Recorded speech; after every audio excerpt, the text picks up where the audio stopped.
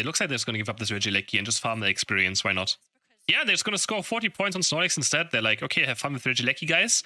We're just going to walk up and score 40 points. And we know this is also going to score another 40 points. So, Regieleki, guys. Claps around for the most important objective in the game. It lost them 80 points. Okay, because that means you're either going to get value scoring here or you're going to get value scoring down there. Now, this is something to be aware of if you are on the defending team and you see that you've got a teammate or two defending the Regieleki and none of the enemies are pushing. Well, where do you think they are?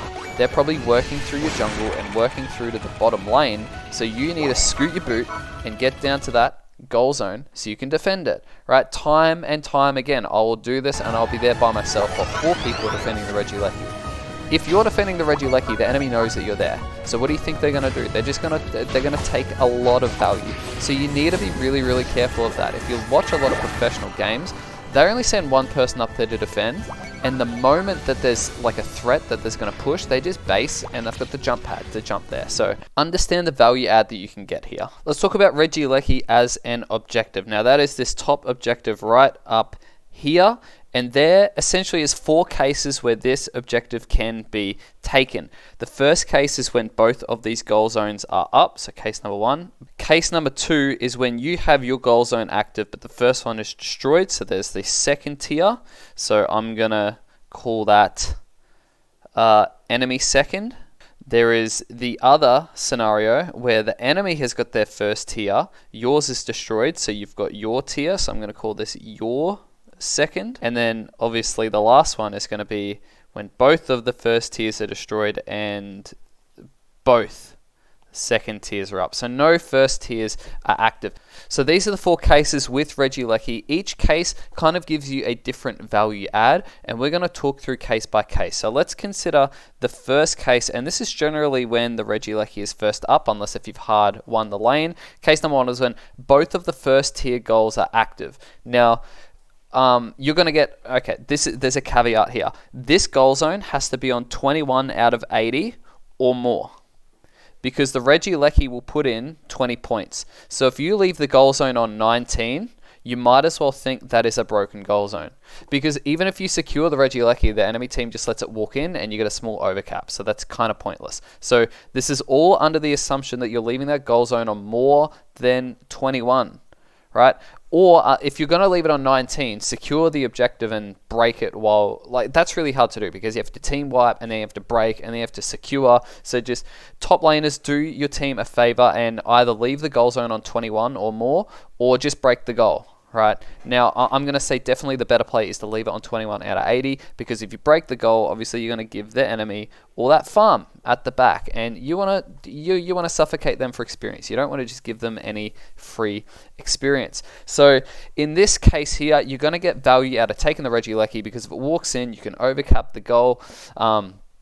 And also, if you secure the Regieleki, it's a lot harder for the enemy to win the team fight because you've gotten a little bit of experience, but it's essentially a 6v5 because Regieleki is helping you kill them. So that is a good value add. You want to secure the Regieleki in that situation.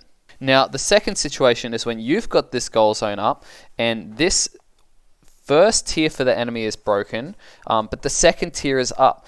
Again, this goal zone, honestly, it doesn't matter. Like, if that's on 19 and the Regieleki walks through, then that means you've opened up the base goal, so that's really good. So there's no really caveat for any 20 points here. Now, how much value are you going to get out of this Regieleki? This is, honestly, this is where the most teams go wrong. This is where the most teams go wrong, because a lot of the time, and you've probably experienced this time and time again, you secure the objective, your team pushes, the enemy team wins the fight because you're fighting them on this pad, and then they get all the catch-up experience. And now the enemy has got the advantage because they've just killed you, and then they go farm the map. So that's generally a really bad play. However, anytime you secure the Regieleki, you're going to be able to get value. It's just making sure you get the correct value out of that situation. So if you secure this Regieleki, right, you don't follow it in, right? Okay, actually, no, that's not exactly right. If this is prior to the 5-minute mark, the enemy's not going to have this jump pad. So that's a judgment call, and you've got to make sure that your team's like on the right. Like if you spam in solo queue, if you spam gather here and the enemy's walking away, don't push it by yourself, unless if you're like Trevenant with Hornleech and you reckon you're the man. Otherwise, prior to the 5-minute mark, the enemy doesn't have the jump pad, you can possibly walk it through. Otherwise, you have got two things that you can do here. Thing number one is to farm, right? Thing number one is go farm. Take their stuff. Go secure this objective, because when you get the Regieleki and the enemy's hitting the Regieleki, they're like, they have to be there and kill it. So you've got vision on them, but generally it's like maybe 2 people. But generally it's like 2 people, so you want to make sure like you've gotten this Regieleki and not giving them catch-up experience. So when you go to farm, take it from their side of the map and work backwards. Now don't go too deep, like don't go ballistic, like don't be taking these bow toys over there, alright? Just start, and I'm going to say draw the line somewhere reasonable. I'm going to say about there. Farm and work backwards. Farm and work backwards. Okay, you might have experienced this, and this is like really suffocating. It makes you want to put up a surrender vote, because like, they just got the Regieleki and now they're taking all our farm and they're not giving us any catch-up experience. Like it's really, really tough to deal with. So that's the value add there. The other one is, so option number 1 is to farm. Option number 2 is, if this goal zone is up, go down there and score.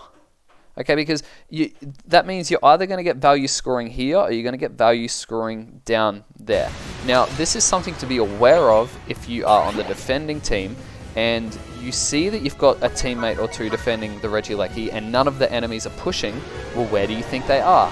They're probably working through your jungle and working through to the bottom lane. So you need to scoot your boot and get down to that goal zone so you can defend it, right? Time and time again, I will do this and I'll be there by myself while 4 people are defending the Regieleki. If you're defending the Regieleki, the enemy knows that you're there. So what do you think they're going to do? They're going to take a lot of value. So you need to be really, really careful of that. If you watch a lot of professional games, they only send one person up there to defend, and the moment that there's like a threat that there's going to push, they just base and they've got the jump pad to jump there. So understand the value add that you can get here. Okay, case number 3 is when the enemy has got their first tier, but your first tier is broken and you've got the second tier here. This is very similar to case number 1. As long as this goal zone is on 21 or more out of 80, this is a phenomenal opportunity to be able to push that first tier goal zone at any point in the game, simply because this jump pad will only launch them here, and they heal, I think they heal like 200 HP on this, on that pad, and they heal 500 HP on that pad per tick, and they get like a smaller shield and whatever else. So you can win that fight and you can get that value. So I would say generally this is a win, but again, just be mindful of the time. Like if it's at the 4-minute mark, generally like that's cool, that's fine. But if it's like, you need to be careful of the time, because essentially you want to make sure that you're positioning for Rayquaza well. But just keeping it like nice and simplified, assuming that there's, like this is the main thing to do at that point in the game. This is value add. You can get it, secure it, push it in, get an overcap, a lot of score value there. So that's a really, really good idea, and that's something that I generally like to do as well. Okay, and case number 4 is when both of the second tiers are up. So both first tiers are broken, the second tier is up. Now, again, this goes back very similar to case number 2 in that if you secure this objective, again, you've got to be very careful to push, but generally if both of the tier 1s are broken, it's after the 5-minute mark, so there is this jump pad there for the enemies to go and defend. So you just need to be a little bit cautious here, right? Again, don't look to push. This is another time, this is why Regieleki gets a bad rap. Is the Regieleki useful? It is, but you've got to understand the value add that you can get. So again, you are looking to take their farm. You kind of don't cross that point there. You take their farm, you don't die, and then you sweep the experience. So as soon as you secure this, this is the path that you and your team should be running. You should be like sweeping. So you secure it, the Regieleki starts walking, you follow it in, and then you sweep down here. And your team just goes yoink, yoink, back, funnel through there. And then you go yoink, farm, farm, farm, and then you can get people to sweep up, sweep down. You can get that farm, or you can go through here, get these bees that are there if they're there. So there's a lot, like you're taking this farm and then you're working backwards. So because by the time they've killed this, the enemy goes, ugh, time to farm. But you've literally just taken it off them. So now they're very behind, and that's value add that you can get. Alternatively, this goal zone can be up, this one right here, and you can get the score there, similarly like we talked from. So the benefit is, if you're pushing it towards that second goal zone, I'm honestly going to say the best value add and the safest value add. It's so consistent, and honestly, if you've ever been on the receiving end of it, it's really, really tough to deal with. You don't push the goal. You take their farm first, and then you sweep back. A lot of people will get it twisted. They will, and I see this so often. They secure this objective, and then they just base and take all this farm. It's like, yes, you've got the right idea, but you're not getting the value out of getting the Regieleki, because when the enemies kill the Regieleki, like when they're defending it and they kill it, they get a burst of experience, and then you're letting them continue to farm what was already on their side of the map, and you should have taken that, because that's that like 15-second window of just being able to sweep in and suffocate the enemy for experience. So understand the value that you're going to be able to get when you're securing the Regieleki when playing this game.